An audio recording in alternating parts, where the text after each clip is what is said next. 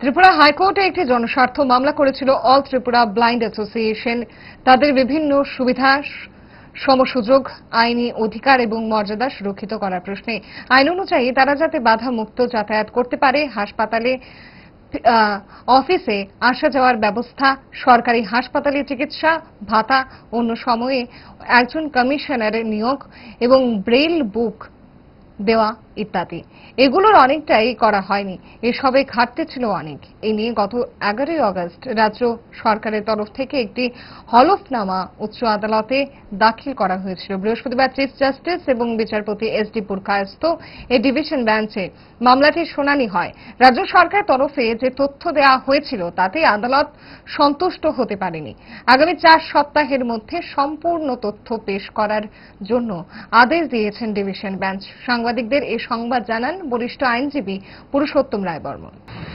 আমরা যেমন বলেছি, রাজ্যের প্রধান দুটি হাসপাতাল আগরতলা শহরে যেটা আছে এজিএনসি জিবি হসপিটাল, আইজিএম হসপিটাল, এখানে কিন্তু অ্যাক্সেস ফ্রি ব্যারিয়ার নেই।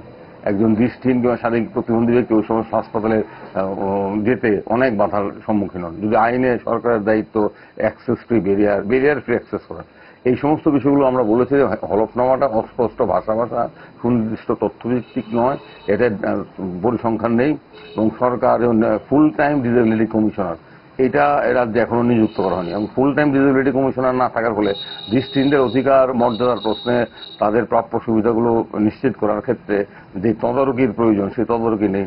যিনি আছেন পার্ট টাইম, উনি ধরেন সোশ্যাল ওয়েলফেয়ার ডিপার্টমেন্টের সেক্রেটারি, তাকে একটা বাড়তি দায়িত্ব দেওয়া হলো, কিন্তু আইনের নির্দেশ full time development disability commissioner নিয়োগ করতে হবে। এই সমস্ত বিষয়গুলো আমরা আজকে উচ্চ আদালতের নজরে এনেছি। উচ্চ আদালতের প্রধান বিচারপতি এম এস রামচন্দ্র রাও এবং বিচারপতি এস.ডি.